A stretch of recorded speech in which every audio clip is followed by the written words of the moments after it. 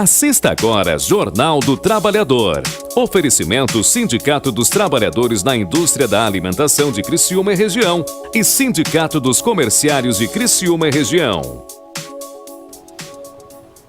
Olá, boa noite. Estamos começando mais um Jornal do Trabalhador. Você nos assiste agora pela TV Litoral Sul, é o canal 20 da NET TV a cabo e também pode nos acompanhar pelo nosso site tvlitoralsul.com. Hoje a gente fala sobre a greve dos trabalhadores da indústria química, que já chega ao terceiro dia aqui na nossa região e até agora não há acordo entre sindicato patronal e sindicato dos trabalhadores. Também os trabalhadores da saúde continuam à espera de uma negociação, um reajuste salarial. Até agora não tem nenhuma nova rodada prevista também e eles abriram mão de fazer greve depois que conseguiram esse direito na justiça. Ainda vamos falar sobre os comerciários que estão há 7 meses esperando um acordo com a classe patronal. São várias categorias nessa situação complicada e a gente já está no início do último ano do mês. Essas questões preocupam bastante. E vamos falar também sobre a reforma trabalhista e tudo aquilo que acaba interferindo no nosso dia a dia, no dia a dia das empresas. Isso vai ser o assunto principal na edição de hoje por aqui. Então, muito obrigada pela sua companhia. O Jornal do Trabalhador já está no ar.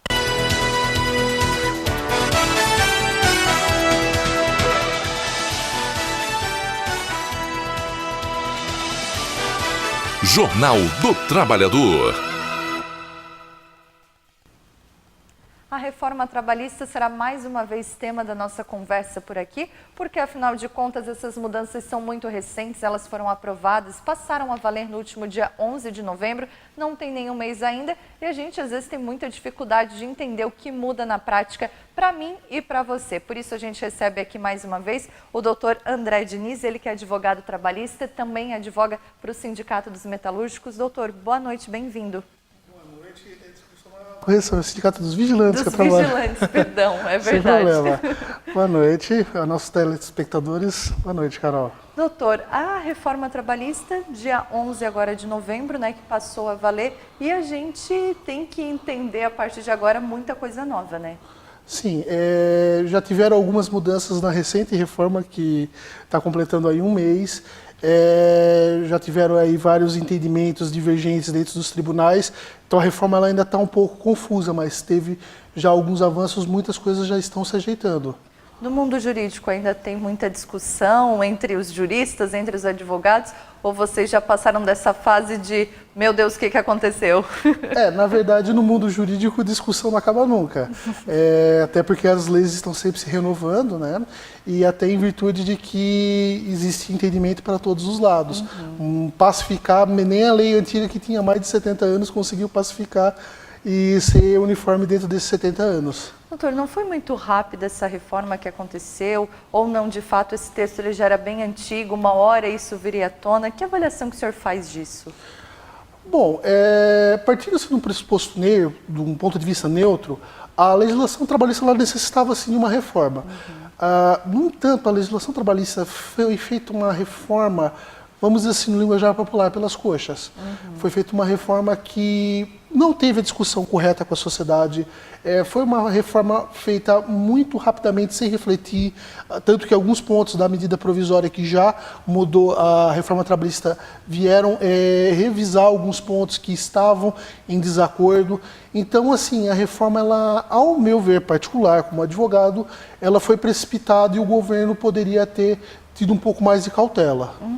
E, doutor, que pontos principais mudam a partir de agora? Porque a gente fala muito e ouve-se muito na grande mídia da questão das férias, do FGTS, 13º tem, não tem. O que é importante, assim, todo trabalhador que nos assiste saber a partir de agora é assim? Que regra básica que a gente precisa assimilar, doutor? Certo, são algumas várias.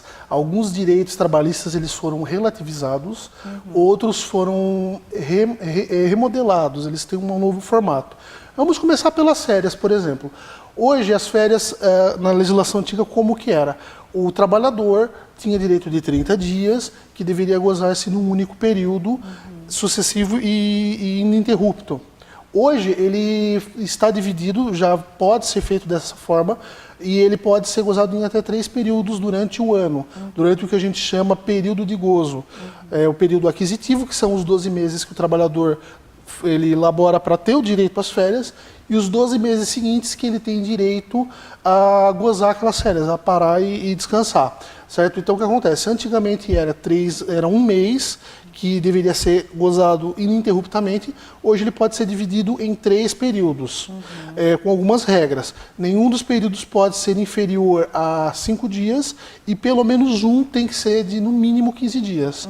Então ele pode gozar o intervalo pode gozar as férias em 3 intervalos, desde que um seja de 15 dias e os outros 2 não seja menor do que 5. Tem uma questão também de como que esse período é concordado, porque antes, doutor, o empregador dizia, você já tem direito às férias, vou te dar férias no mês tal, né? E o trabalhador se programava porque ia ter férias lá daqui a um mês, daqui a 2, 3.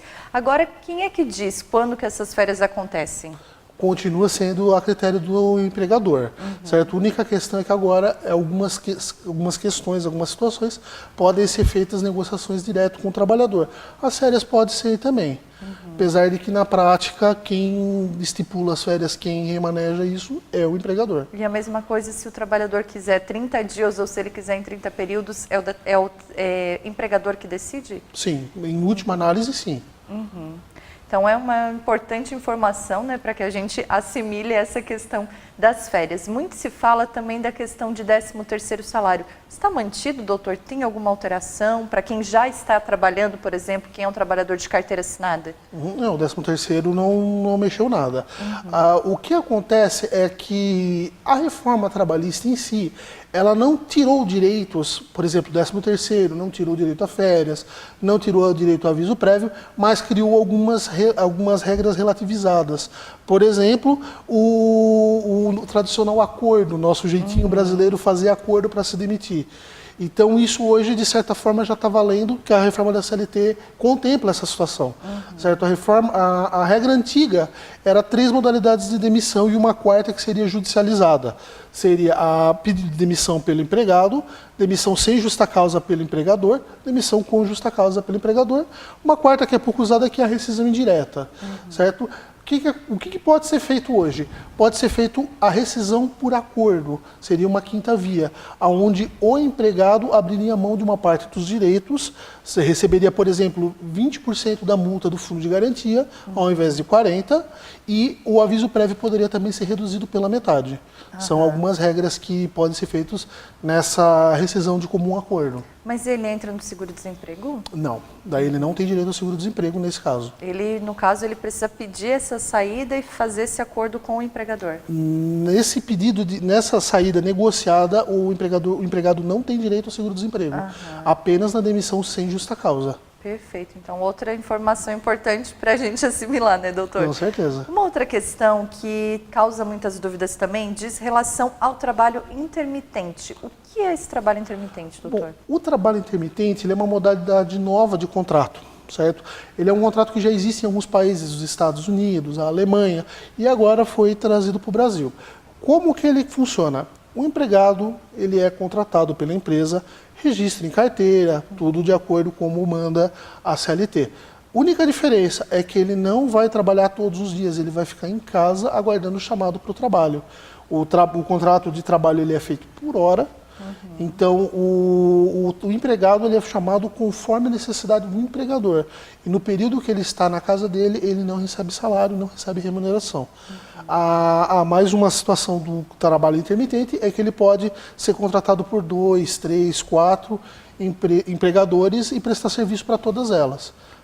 Mas todos eles vão registrar na carteira de trabalho desse funcionário? Sim, eles são obrigatórios no registro, né?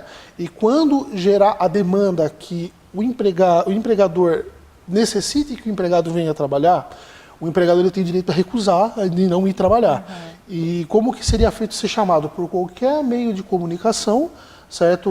WhatsApp, celular, correio, qualquer forma que a gente possa imaginar, que o empregador mandaria para o empregado solicitando que ele comparecesse à empresa e perguntando se ele teria interesse de trabalhar naquele período. E no silêncio, né, no caso do empregado não responder, presume-se por ele recusar a oferta. Mas pode chamar de novo outro dia, não tem problema. Pode chamar de novo, sem problema nenhum. Uma das novidades que veio com a medida provisória 808 é que, se porventura o trabalho intermitente, o contrato intermitente, ele permanecer 1 ano sem nenhum chamado ou sem nenhum dia de trabalho, ele presume-se como encerrado. E doutor, nessa questão aqui especificamente, como é que é feito o pagamento? No trabalho intermitente, vamos pegar um exemplo para conseguir entender melhor os nossos telespectadores. Vamos supor que o empregado seja chamado para trabalhar 1 semana durante o mês de dezembro nas festividades de Natal e de Ano Novo. Certo? Ele vai trabalhar nos dias que a empresa determinou, vai receber salário, vai receber 13º proporcional, vai receber férias proporcional, fundo de garantia proporcional. É isso que ele vai receber já tudo junto com a remuneração dele. Seria um trabalho freela, só que registrado, mais ou menos isso, assim? Até assim, dentro dos mais críticos da reforma trabalhista, eles estão dizendo que foi formalizado o bico. Porque a gente ouve muito isso, né? Freela, o bico, que é às vezes um pedreiro, às vezes é um garçom, às vezes agora nessa época de Natal acontece muito. Na opinião do senhor, essa possibilidade, será que de fato ela faz com que aquele trabalhador informal, a gente sabe que muitas lojas contratam, né, agora nesse final de ano para trabalhar no Natal e não há registro nenhum. Será que isso acaba com essa informalidade? Causa uma nova possibilidade? Ou será que mesmo assim continua essa informalidade por conta de encargos, esse pagamento todo de 10º proporcional, férias proporcional? Bom, a questão de ser ou não contratado, existe incidência de tributos, isso é inevitável. Então, infelizmente, apesar de ser um trabalho intermitente com todas essas características, o governo não perde a parcela dele, o governo vai cobrar o tributo. Então, de certa forma, não é que não vai auxiliar na geração de novos empregos, apesar de, se a gente considerar um emprego de baixa qualidade, por causa que o trabalhador não tem uma constância, não tem uma certeza de salário, mas isso não vai necessariamente reduzir o índice de pessoas que estão trabalhando sem registro em carteira. Vale até ressaltar aqui um novo ponto, que a reforma da CLT trouxe um dos poucos pontos bem positivos ao trabalhador, a aplicação de uma multa em favor do empregado no caso de ausência de registro em carteira. Sim, uma multa que varia de R$3.000 para empresas de grande porte até R$800 para empresas de pequeno porte. Doutora, a gente conversando aqui, né, tentando entender tudo isso, fico pensando aqui, será que isso não cria mais demanda jurídica? Porque às vezes o trabalhador, né, formalizamos o bico, ele foi lá, trabalhou 1 semana, trabalhou 2, ele achou que não foi remunerado como deveria. Alguém interfere nisso? O trabalhador pode buscar a justiça para dizer, eu não recebi proporcionalmente as férias, o 13º durante todo aquele período de 1 ano, por exemplo, que eu trabalhei para aquele empregador. Será que isso cria novas demandas ou não? Isso acaba com demandas antigas? Bom, aí nós temos que analisar isso num contexto mais amplo, tá? O acesso à justiça do trabalho mudou bastante, certo? Antigamente, o trabalhador ele não era sujeito a um negócio chamado sucumbência. O que é a sucumbência? Do momento que você ingressa com um processo, certo, na condição de trabalhador, e você, vamos dizer, faz 4 pedidos, e você consegue provar 3 e não consegue provar 1. Você se tornou sucumbente de um pedido. Então vamos dizer que aquele pedido, você, via de regra, deveria pagar honorários para o advogado da parte contrária e ter uma participação nas custas do processo. Isso na Justiça Civil já funciona assim há muito tempo. Na Justiça do Trabalho, o trabalhador era isento, agora ele deixa de ser. Então, o que acontece? Muitas coisas que o trabalhador vai levar para a Justiça do Trabalho, certo? Se porventura ele não conseguir provar, aquilo ali pode gerar um prejuízo para ele, que vai inclusive refletir em cima das verbas que ele tem direito a receber. Então, fica a dica, né, dos trabalhadores, sempre quando precisarem ou tiverem passando por alguma situação de sonegação, guardem o máximo de provas possível, porque agora a Justiça do Trabalho, em virtude da reforma da CLT, vai dividir com o trabalhador a função de custear o processo, de pagar honorários de advogado, e o ônus de prova vai recair bastante sobre o ombro do trabalhador.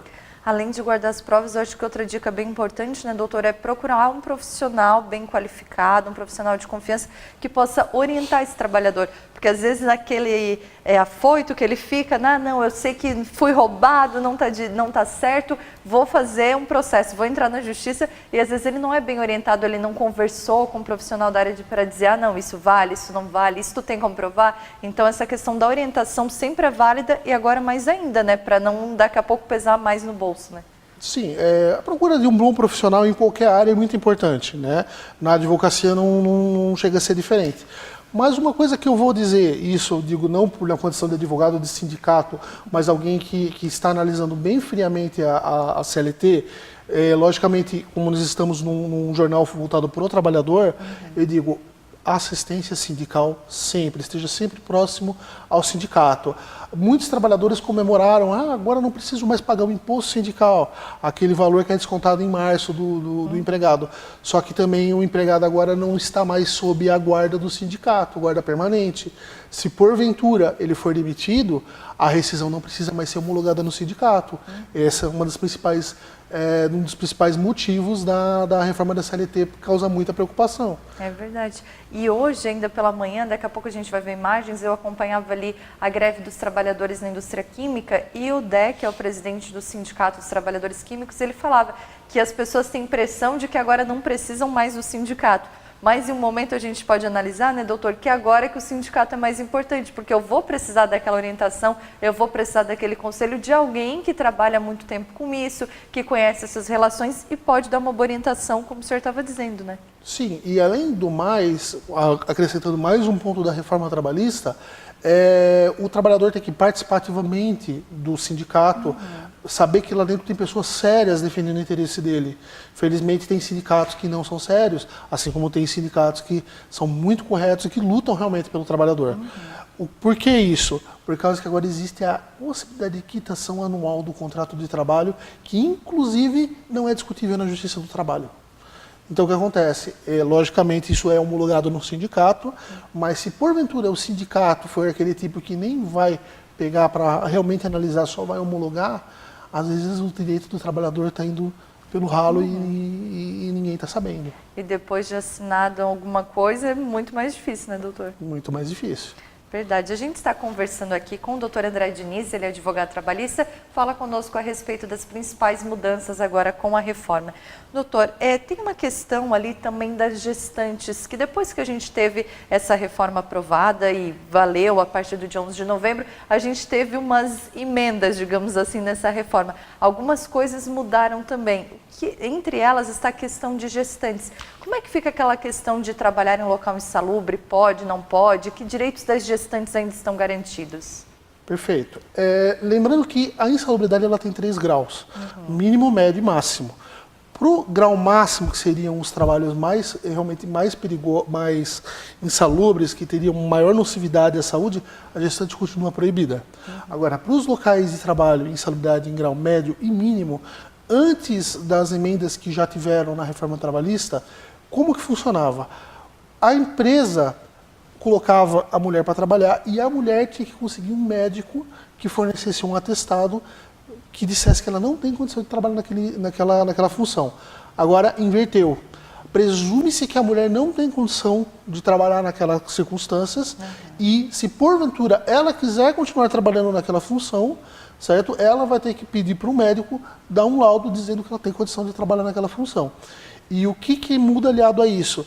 É que, se porventura a mulher, durante a gestação ou durante a lactação, ela permanecer trabalhando fora do ambiente insalubre, ela não tem direito ao adicional de insalubridade. Então ela pode sair dali, mas ela perde aquele valor que porventura ela já ganhava. Perfeito. É bem difícil isso também, né, Sim. doutor? E esse médico que vai dar esse atestado para ela, pode ser o médico da empresa, tem que ser o médico de fora? Tem algo nesse sentido?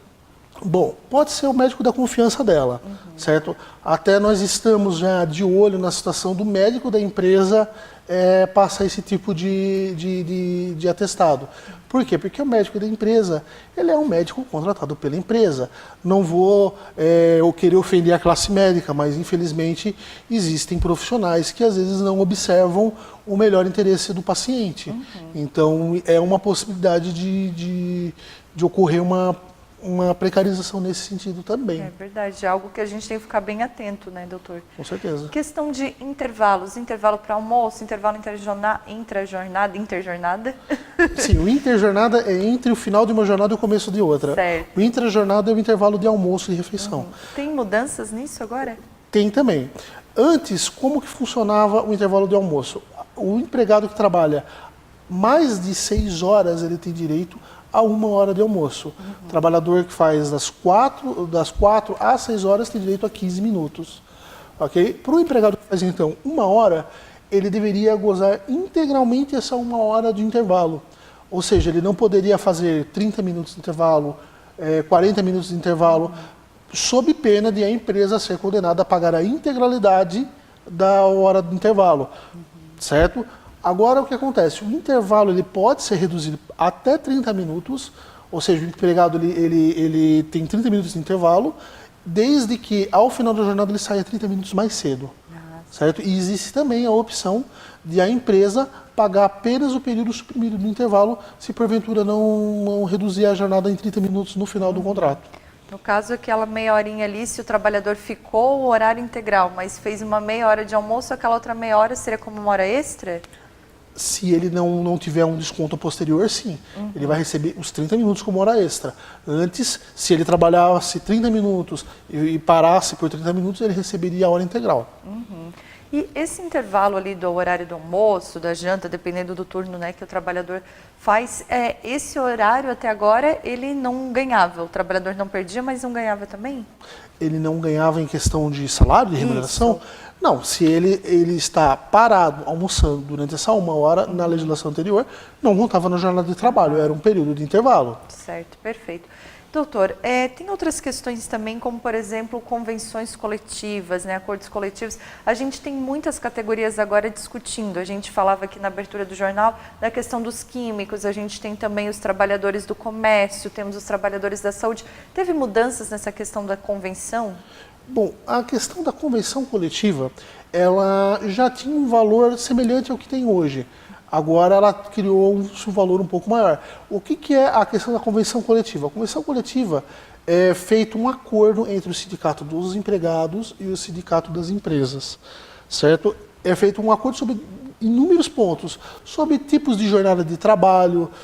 Por exemplo, o sindicato dos vigilantes, ele permite, além da jornada de segunda a sexta-feira, ele permite jornada 12 por 36, seria 12 horas de trabalho por 36 de descanso. Ele te permite a jornada 5 por 12, que é o que a gente chama, trabalhar 5 dias da semana, 7 horas, e no final de semana trabalhar 12 horas, sábado ou domingo alternados, certo? Então o que acontece? Hoje, pela convenção coletiva, antes já se possibilitava que houvessem algumas jornadas próprias daquela categoria, como, por exemplo, os vigilantes. Isso agora ficou mais reforçado. Por quê? Por causa que a reforma trabalhista, ela criou-se um espírito de o negociado vale mais do que a lei. Entendeu? Então, ela criou um novo espírito, ela deixou de ser um espírito de proteção e passou a ser um espírito de negociação e de acerto entre as partes. Então, lá na frente, se por acaso um trabalhador achar que não estava certo, quer reclamar algum direito, estiver isso escrito lá na convenção coletiva, ele não tem direito porque já estava determinado ali na convenção coletiva determinada situação, então? Via de regra, sim. É outra questão que, né, agora ficou bem mais importante, né, doutor? Sim, e como eu disse anteriormente, importante que o trabalhador esteja sempre próximo ao seu sindicato, saiba o teor da sua convenção coletiva e acompanhe a sua diretoria para saber que está fazendo um trabalho correto. Até porque, às vezes, né, a gente fala, uma convenção coletiva tem 5, tem 6, tem 8 páginas. Sempre que se fecha uma convenção coletiva, é bom que o trabalhador entre lá no site do seu sindicato, ou tem vários sites onde essas negociações ficam disponíveis, imprima, leia, leve para casa, até porque ele vai trabalhar um pouco mais tranquilo, né, doutor, sabendo, isso pode, isso não pode, se o patrão pedir tal coisa, isso eu sei que está válido, isso não está escrito lá. É um manual, digamos assim, que ele pode se localizar, se orientar de forma bem fácil também, né? Com certeza. É um texto muito simples de ser lido, não é um texto jurídico que tenha grandes vocabulários jurídicos, ele é um texto simples de ser lido, então é importante que o trabalhador tenha essa consciência. Como eu disse, a reforma trabalhista ela trouxe uma ideia de tornar a CLT muito menos protecionista e muito mais acordista. Ela se torna um acordo entre as partes, né? Então, se o trabalhador agora ele é responsável pelos acordos que o sindicato dele faz ou que outras agremiações fazem, porque existe agora outras possibilidades além de negociação direto com o sindicato, inclusive a negociação individual. Então o trabalhador ele está responsável pelo que for, ele vai ser responsabilizado pelo que for negociado. Por exemplo, para a gente entender, na situação ali dos vigilantes, o acordo dos vigilantes da categoria é X, mas eu, vigilante, fiz um acordo com o meu patrão Y. O que vai valer para mim é aquele acordo que eu fiz direto com o patrão? Depende da situação, por causa que... Tudo é muito relativo, doutor. Sim, como eu disse, o direito ele está sempre em discussão. O que acontece? Tem algumas situações que só podem ser negociadas a nível de convenção coletiva. Perfeito. Tem outras que podem ser negociadas direto com o patrão. Por exemplo, o banco de horas.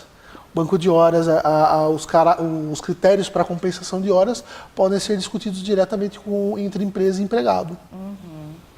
Tem muitas categorias essas que estão negociando que elas tentam partir da negociação do princípio de que querem os direitos, todos os que estavam na convenção no ano passado, que aquilo tudo que foi acordado na última convenção, eles querem manter para essa nova convenção. Se tudo aquilo for assinado para essa convenção de agora, digamos assim, do exercício de 2017, 2018, é aquilo que vale independente da reforma trabalhista, por exemplo, a questão de horas, de pagamento de hora extra, de descontos sindicais, é aquilo que vai valer?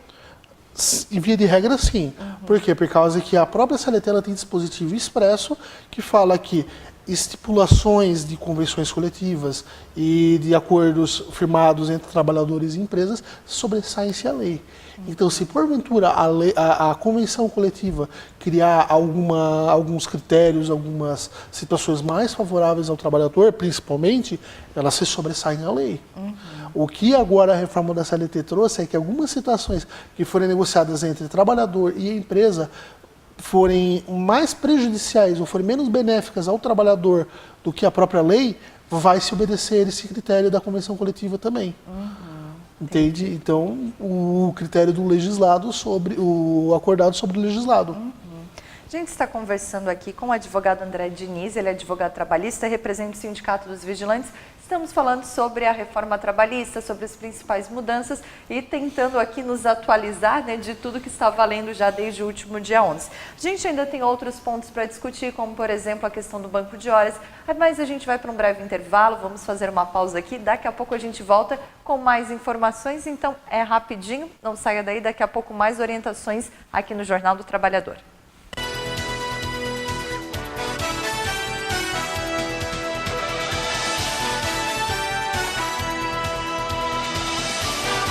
Jornal do Trabalhador.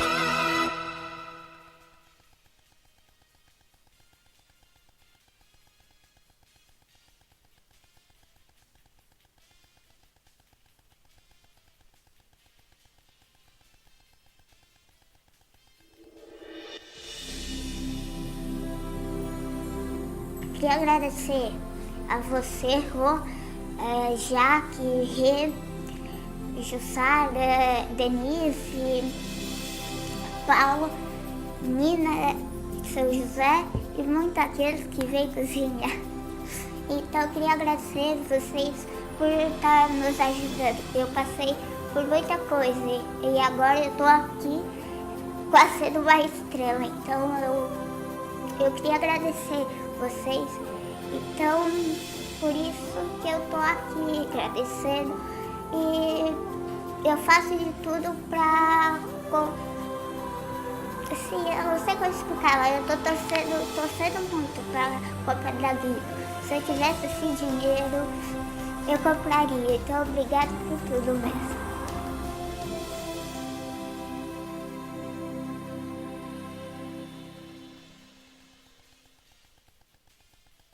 A igualdade nos une. O sindicato nos fortalece. O Sindicato da Alimentação faz de cada associado o seu maior patrimônio. Estaremos sempre presentes na luta para proporcionar a cada trabalhador mais dignidade, melhores salários e melhores condições de trabalho. Foram 27 anos de muitas lutas e conquistas. Muito se fez e muito ainda há de se fazer. A união que nos alimenta é o desejo incansável de proporcionar à classe trabalhadora dias melhores, com mais inclusão e respeito por parte da classe patronal. Pois, para o Sindicato da Alimentação, participar, representar e contribuir com o nosso associado é resgatar nossa história e valorizar ainda mais o nosso futuro como trabalhadores e trabalhadoras. Sindicato dos Trabalhadores na Indústria da Alimentação de Criciúma e Região. Sindiacre, 27 anos em defesa dos direitos da classe trabalhadora.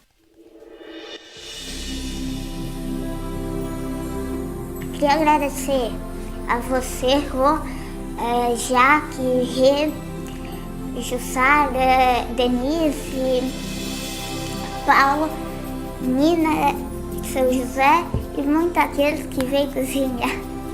Então, eu queria agradecer vocês por estar nos ajudando. Eu passei por muita coisa e agora eu estou aqui quase sendo uma estrela. Então, eu queria agradecer vocês. Então, por isso que eu estou aqui agradecendo. E eu faço de tudo para...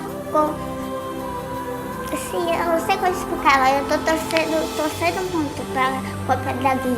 Se eu tivesse esse dinheiro, eu compraria. Então, obrigado por tudo mesmo.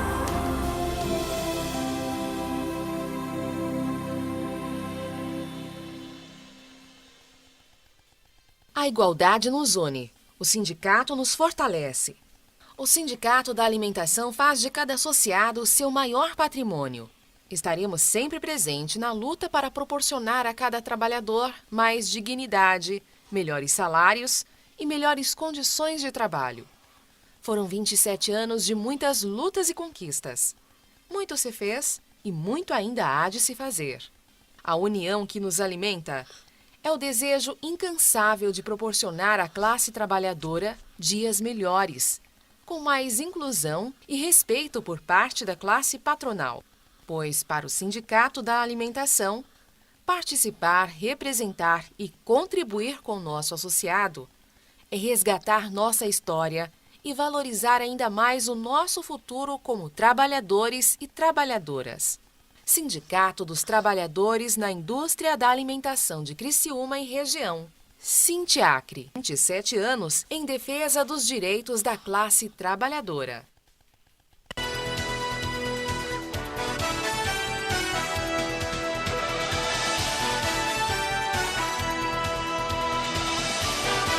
Jornal do Trabalhador. Olá, boa noite. Estamos de volta com o Jornal do Trabalhador. Você nos acompanha na TV Litoral Sul, canal 20 da NET TV a cabo, e também pode nos acompanhar no tvlitoralsul.com. Lembrando que você pode sugerir assuntos aqui pra gente, pode dar a sua opinião, pode participar hoje e ao longo de toda a semana nos canais de interação que aparecem aí na sua tela. Esse jornal é uma iniciativa do Sindiacre, o Sindicato dos Trabalhadores na Indústria da Alimentação de Criciúma e Região, e também do Sindicato dos Comerciários de Criciúma e Região. Hoje a gente recebe o advogado André Diniz, ele é advogado trabalhista, fala conosco a respeito da reforma trabalhista que está valendo desde o último dia 11 de novembro. Doutor, a gente já falou de alguns pontos, mas um deles ainda que causa dúvidas é o banco de horas. Existe banco de horas? De que forma? Quem que fiscaliza isso, doutor? Bom, o que acontece? Antes, o banco de horas ele tinha que ser previsto em convenção coletiva. Agora, o banco de horas ele pode ser diretamente com o trabalhador. Então, assim, até mesmo os contratos que já estão em vigência, as empresas podem propor o banco de horas para o trabalhador. Vale a pena os trabalhadores ficarem atentos, porque às vezes estão concordando com o banco de horas sem saber. Um documento lá, só falar, assina aí. E estão concordando com o banco de horas. Como que funciona? O trabalhador ele pode fazer horas extras por determinado período. Certo? Vamos dizer agora os trabalhadores do comércio. Final de ano eles sabem que as horas extras vão lá em cima, né? O que acontece? Se a empresa já tiver o banco de horas instituído com os trabalhadores, aqueles trabalhadores eles podem fazer as horas extras, não vão receber por elas e elas vão ficar num banco de horas do acordo individual entre ambos. E porventura, dentro dos próximos 6 meses, a empresa pode diluir essas horas, pode dar folga, pode dispensar um pouco mais cedo, chegar um pouco mais tarde e ir compensando essas horas dentro dos próximos 6 meses ao período que ele fez as horas extras. Mas isso também quem decide que dia que é essa folga, que hora que é essa folga, é o patrão. A CLT fala que é negociado entre ambos, né? Por causa que é um acordo.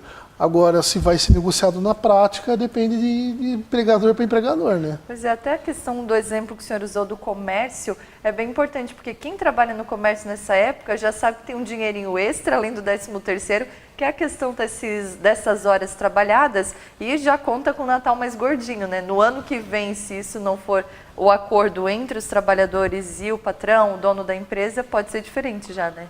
Pode ser diferente já até nesse ano.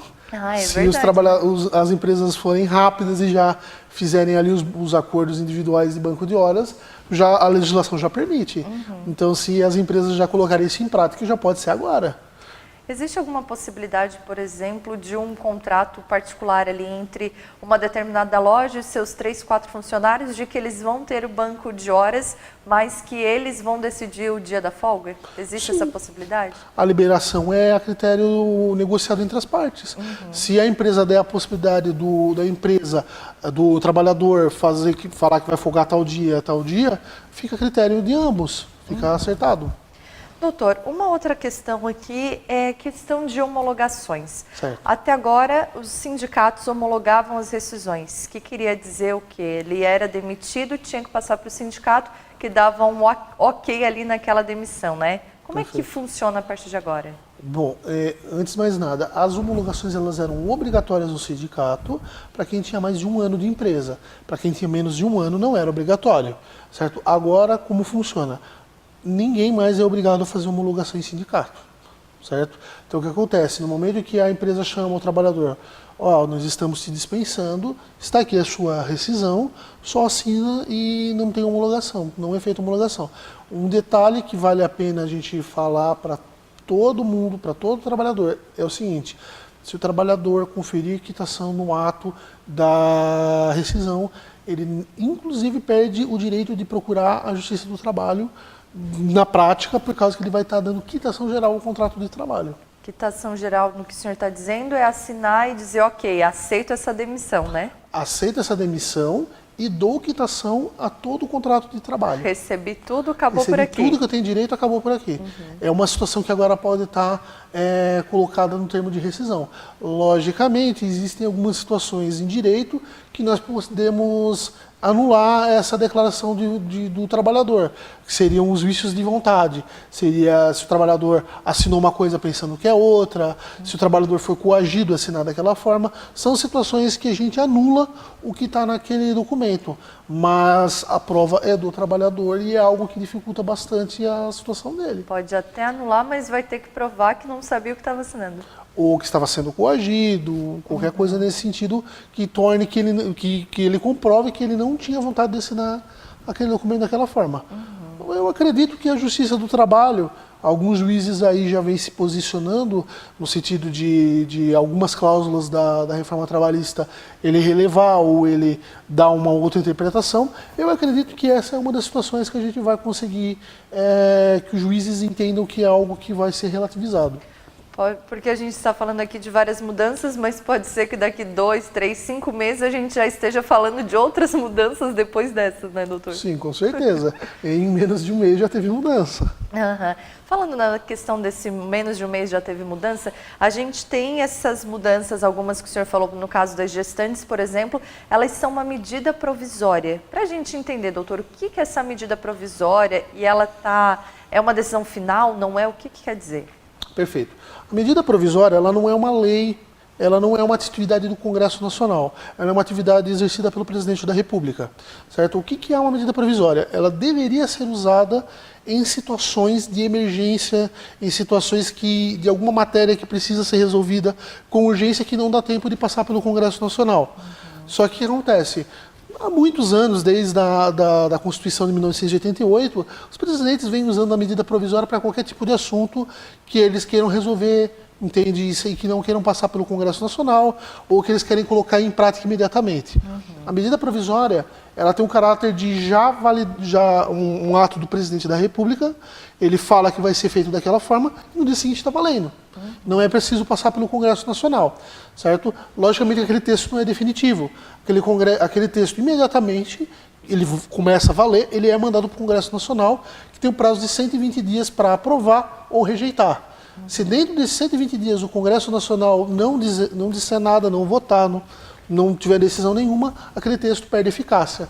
Então, existe a possibilidade, apesar de ser pequena, de dentro de 120 dias o Congresso Nacional não analisar e essas medidas que o presidente já anunciou, já colocou em prática, perdem eficácia, voltam à regra anterior já da reforma trabalhista. Não as antigas da CLT, né? Sim, é por causa que a reforma trabalhista ela foi feita por um rito de lei, né? Foi promulgada uma lei, então a lei anterior ela já perdeu eficácia, ela não existe mais. Valendo na questão dessa medida provisória, o Congresso assinou, autorizou, digamos assim, ela é incluída na reforma trabalhista? Ela é uma lei à parte? Como é que funciona? Ela é incluída na reforma trabalhista e se porventura tiver algum trecho da lei ali que for em conflito com a medida provisória, ela vem e substitui aquele texto. Perfeito? Doutor, questão de danos morais, teve algumas mudanças também, né? É um dos pontos mais polêmicos da reforma, certo? Por quê? Por causa que o dano moral agora ele ficou padronizado, vamos dizer assim. A reforma da CLT ela trouxe 4 pontos de danos morais, 4 graduações de danos morais. O dano moral leve, médio, grave e gravíssimo. O texto original da reforma ele previa que o dano moral em grau leve, ele a indenização seria de até 3 vezes o salário do trabalhador. O grau médio de 5 vezes, o grave de 20 e o gravíssimo de 50 vezes. Seria o limite. Então vamos dizer, uma situação gravíssima. Qual seria? Vamos dizer, a morte do trabalhador num acidente de trabalho. Certo? Então assim, infelizmente o salário mínimo é R$ 937 hoje. Se porventura um trabalhador que ganharia um salário mínimo perdesse a vida no trabalho, a família não receberia nem R$50 mil a título de indenização. O que, convenhamos, é um valor absurdo. Verdade. Agora a conta é outra, então. Agora a conta ficou um pouco melhor, mas ainda assim a discussão está em cima dessa questão de padronização. Certo?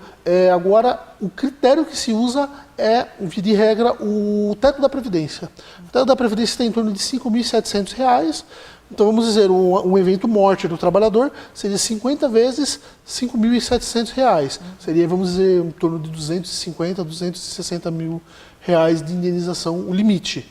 Também vale lembrar que é uma base para um cálculo, né, doutor? Não quer dizer que um dano moral leve, um dano moral grave, vai ser aquele valor máximo, né? É uma base que os juízes usam? Não, são parâmetros estipulados e que nunca podem passar daquele valor. Mas eu digo na questão do mínimo. Não existe esse mínimo ou existe só o máximo? Não, ele existe um máximo, né? Então vamos dizer, primeiro nós temos que ver o evento danoso, certo?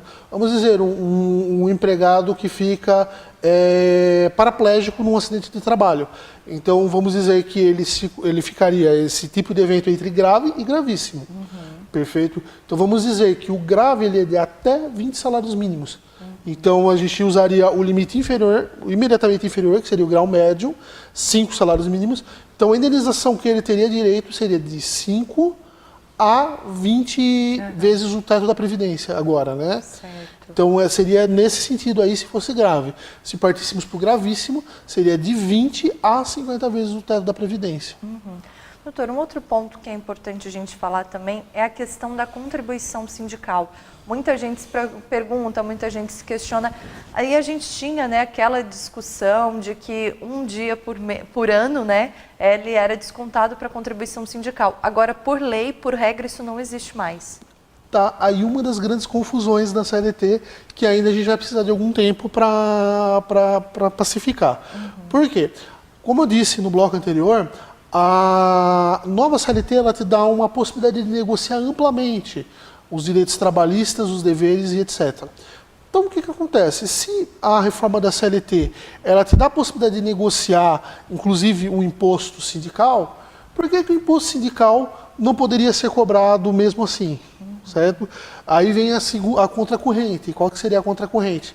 Que ninguém pode ser obrigado a pagar algo se não está previsto em lei. Então seria um conflito entre as normas, seria um conflito de lei e doutrina e todas as fontes de direito que você possa imaginar. Esse assunto ainda está sob discussão e ainda vai ser bem discutido, inclusive já tem algumas liminares favoráveis, outras negativas, ainda é uma situação que ainda está bastante controvertida. Até porque os juízes, né, que avaliam todas essas questões, que determinam, são pessoas, né, e por mais que eles tenham muito tempo de carreira, muito estudo, vai da cabeça daquele juiz o que ele pensa e o que ele não pensa, e uma determinação, né, no caso de uma liminar, é especificamente de um juiz, tanto que às vezes alguma determinada categoria não consegue uma liminar com um, consegue com outro. É uma questão bem difícil de se avaliar, né, doutor? A gente tem um ditado que a gente gosta bastante no mundo jurídico: cada cabeça uma sentença. Então, cada juiz decide da forma como ele acha que deve ser decidido, ele vai usar a fundamentação que ele acha que deve ser usada. Então, assim, em Criciúma nós temos 4 juízes do trabalho principais, os titulares, né? Total são 8, mas cada juiz dá uma decisão diferente, às vezes, num assunto. Cada um pensa de uma forma diferente. Então, vai muito da cabeça do juiz que o teu processo estiver sendo submetido. Doutor, só uma questão de curiosidade mesmo. Hoje um trabalhador, né, ou até semana passada, que ingressava com uma ação trabalhista na justiça, depende muito quanto tempo que vai levar para essa questão ser encerrada do caso específico, ou em média vocês sabem, leva 1 ano, leva 5, leva 7, nessas questões trabalhistas mesmo, até hoje, assim? Bom, o que acontece? A reforma da CLT ela trouxe mais uma modificação. Todos os pedidos que foram feitos à Justiça do Trabalho precisam ser líquidos. O que isso quer dizer? Você precisa apresentar o valor que você deseja que a empresa pague a título de determinada verba. Antes isso não era necessário, certo? Você apenas... Acho que também é um jeitinho que os advogados dão, por causa que existem 2 tipos de procedimentos, um que exige cálculo e outro que não. Mas procedimentos que não exigem cálculo, o advogado dava um jeitinho para incluir o processo naquele ali, né? Entende? Então, o que acontece? Hoje é preciso apresentar cálculo tendo ou não tendo. Então, o que acontece? Você indo para a audiência, via de regra são 2, a audiência de conciliação e a audiência de instrução e julgamento, onde são produzidas as provas. Você indo para o processo, para uma audiência com os valores que você acha que teu cliente tem direito de receber, facilita a conciliação. Esse é um dos pontos que a gente pode dizer que a reforma trabalhista vai ser positiva, que a conciliação vai ficar facilitada na Justiça do Trabalho.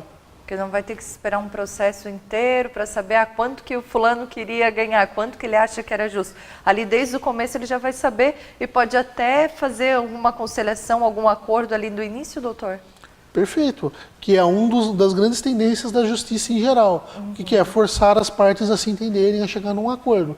Mas, em termos gerais, respondendo a pergunta que você me fez, um processo que assim é o processo que vai ser brigado tudo, vamos dizer nesse sentido, que você vai ter que produzir prova, vai ter que submeter a julgamento, vai chegar recurso no tribunal, ele demora em torno de 3 anos, mais ou menos. Doutor, eu quero te agradecer pela participação aqui, por muitas orientações. São assuntos que, para vocês, advogados, são mais do dia a dia. Para a gente, trabalhador leigo, às vezes é muito difícil de assimilar tudo isso. Mas eu agradeço mesmo a orientação, essa conversa leve, que eu tenho certeza que ajudou o nosso telespectador também. Então, muito obrigada e nós estamos sempre à disposição. Muito obrigado, eu que agradeço pelo convite.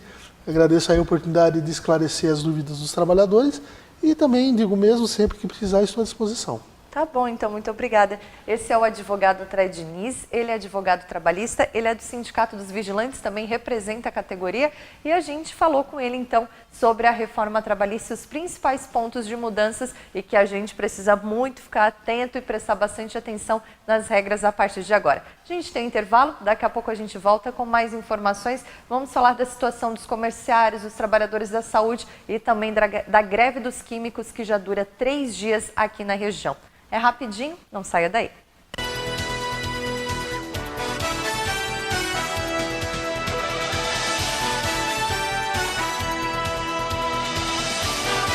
Jornal do Trabalhador.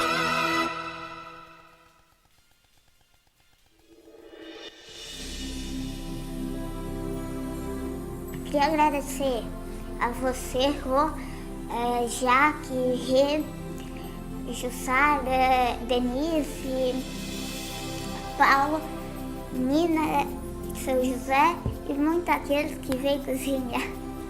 Então eu queria agradecer vocês por estar nos ajudando. Eu passei por muita coisa e agora eu estou aqui quase sendo uma estrela. Então eu queria agradecer vocês. Então por isso que eu estou aqui agradecendo e eu faço de tudo para... Assim, eu não sei como explicar, mas eu tô torcendo muito para comprar Draguinho. Se eu tivesse esse dinheiro, eu compraria. Então, obrigada por tudo mesmo.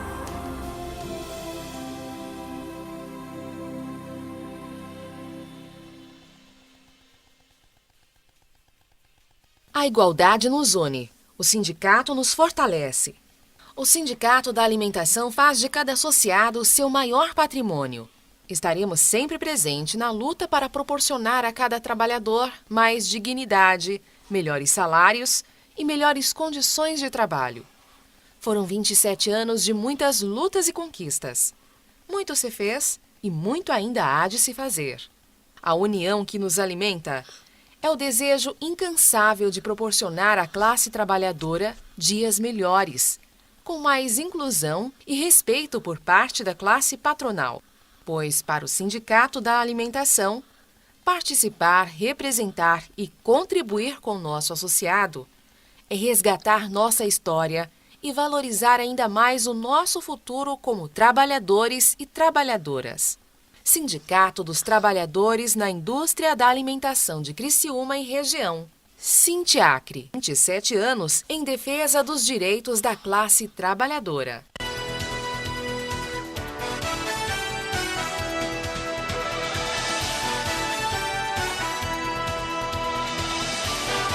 Jornal do Trabalhador.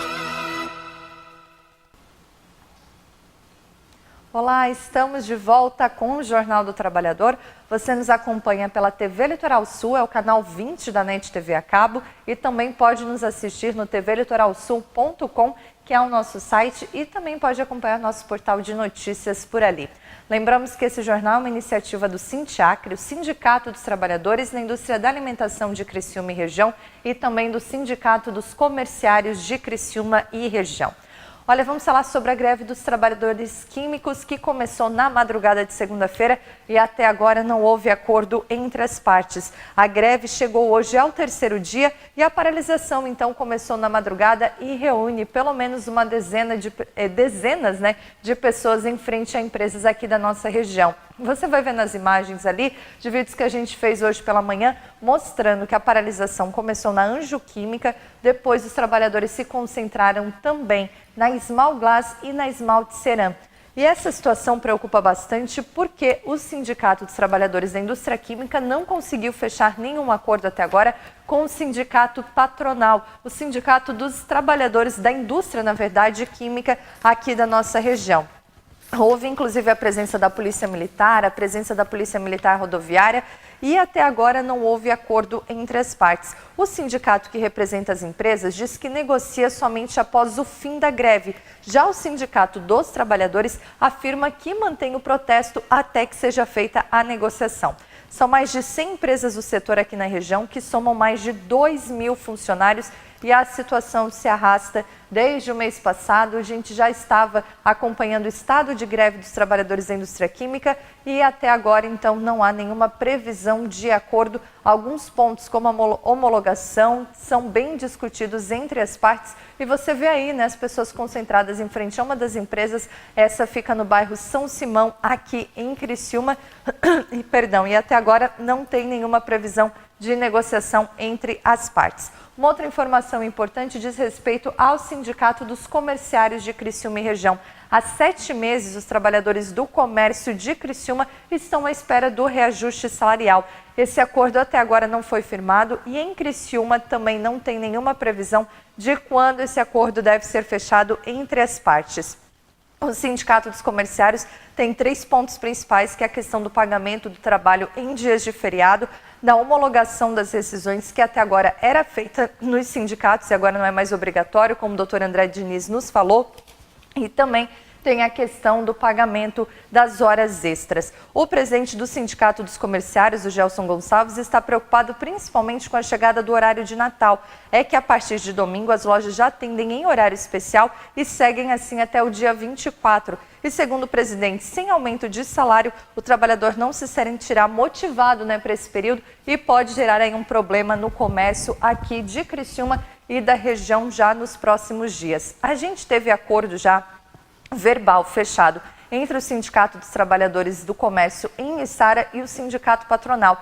Mas esse acordo ainda foi verbal, alguns pontos já foram pacíficos lá naquela cidade e também no ponto onde se representa o Sindicato dos Trabalhadores de Içara, representa também trabalhadores de Balneário Rincão e Morro da Fumaça.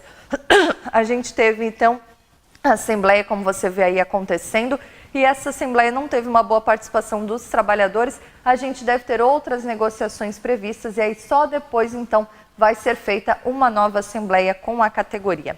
Outra informação é sobre o Sindicato dos Trabalhadores em Saúde. O Sindisaúde ainda tem bastante dificuldade de negociar com os trabalhadores e também com o Sindicato Patronal, que são as administrações dos hospitais aqui de Criciúma, mas também de toda a região carbonífera. Até agora não há nenhuma outra rodada prevista entre as partes. Eles chegaram a fazer manifestação em frente ao hospital, mas foram proibidos pela Justiça.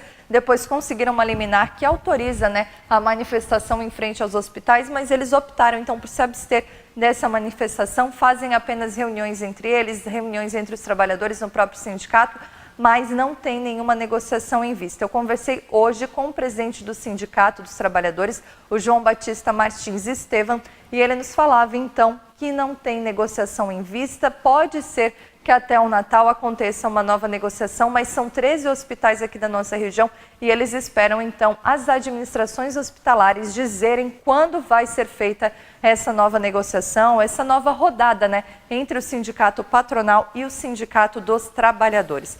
Para a gente fechar, uma notícia que diz respeito aos bancos públicos aqui da nossa região.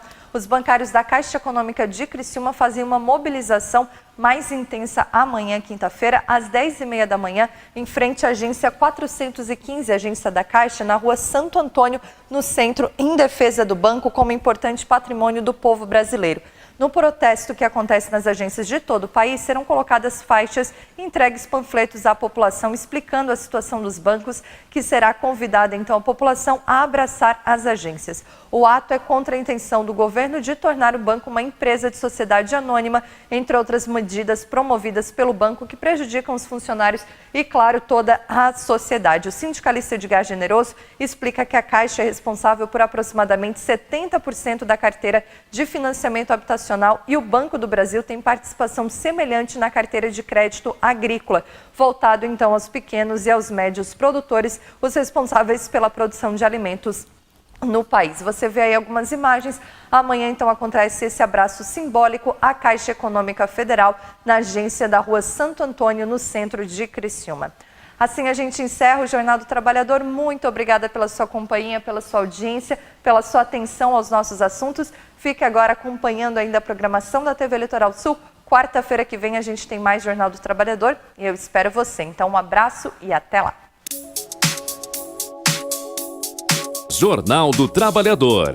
Oferecimento Sindicato dos Trabalhadores na Indústria da Alimentação de Criciúma e Região e Sindicato dos Comerciários de Criciúma e Região.